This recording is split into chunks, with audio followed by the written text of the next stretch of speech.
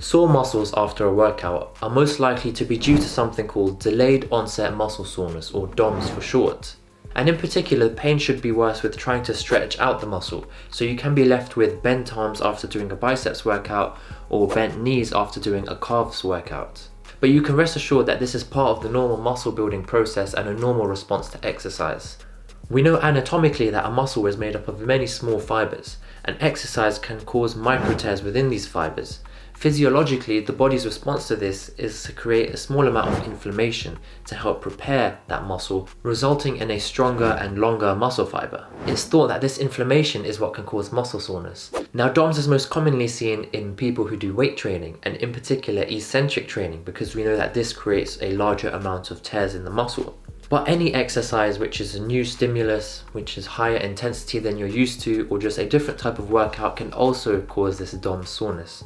So for example, if you're returning to training after a period of rest. In this video, we're going to go through how to treat this soreness, how to prevent it from happening in the first place, and finally some things to avoid which are commonly recommended to reduce DOMS. And it's worth mentioning that we may not be able to reduce the soreness completely, but we can still reduce the severity of how painful it is and reduce how long it lasts. The first way that we can treat the soreness is through massage.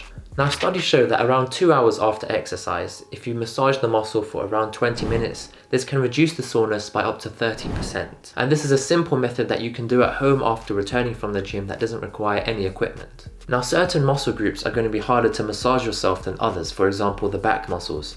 And so this is where the second method comes in, which is foam rolling. Again, research has shown that foam rolling for around 20 minutes over the sore muscle can reduce the severity of pain and also how long it lasts.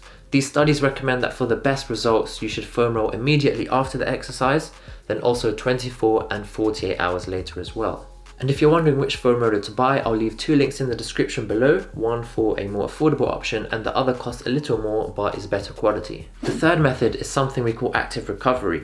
Now, in short, it means that you don't want to immobilize the muscle. So for example, after leg day, sitting down all day is only going to make it worse. Instead, you want to use the muscles not to a great extent where the recovery is impaired, but just so that there's a bit more blood flow to them and then you can recover a bit quicker. So you don't need to do any special low intensity cardio or anything like that. Just make sure that you're constantly moving for the best results. Now, if you're a coffee lover, you'll be pleased to know that caffeine can reduce the amount of muscle soreness as well. Research recommends around 5 milligrams of caffeine per kilogram of body weight. So for example, I'm 75 kilograms, that would be 75 times by 5, which gives us 375 milligrams of caffeine, which I can then consume after the workout to help reduce this DOMS. And if you're not a coffee lover like myself, instead you can try drinking cherry juice or pomegranate juice. These contain polyphenols, which studies have shown reduce inflammation and this delayed onset muscle soreness as well. However, polyphenols don't seem to work with leg soreness, and so that's just something to bear in mind.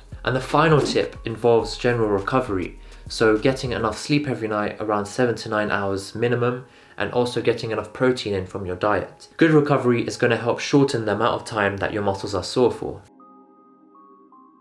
Now, if you want to prevent this soreness from happening in the first place, by far the most important thing is to ease your way into a new program if you're changing the volume or intensity. This includes if you've taken a break from training and you're returning once again. The most effective prevention is to create a transition period of 1 to 2 weeks where you slowly ramp up the volume.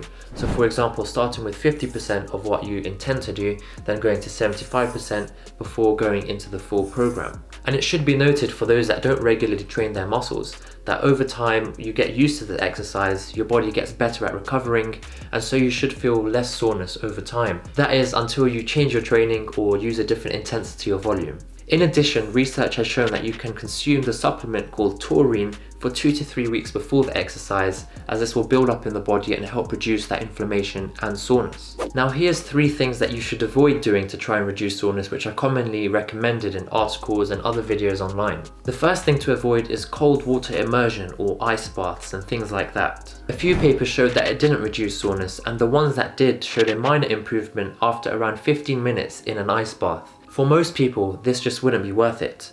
And in other papers it has shown that it can reduce your long-term strength gains, so that's something to bear in mind as well. Secondly, although a warm-up and perhaps some dynamic stretching can help reduce injury, studies have shown that it doesn't actually reduce the muscle soreness after exercise. Likewise, stretching after exercise hasn't been shown to reduce the pain more than a few seconds to minutes, which means you'd have to constantly do the stretching repeatedly as its effects are only temporary. Finally, whilst we know that omega-3 is great for bone and joint health, research has shown that it reduces your inflammatory biomarkers, but it doesn't actually reduce the soreness that is felt in this DOMS after exercise. That's all we have for today's video. If you'd like to support the channel in creating more scientific, informative videos, make sure to like the video, subscribe to the channel, and share it with your friends.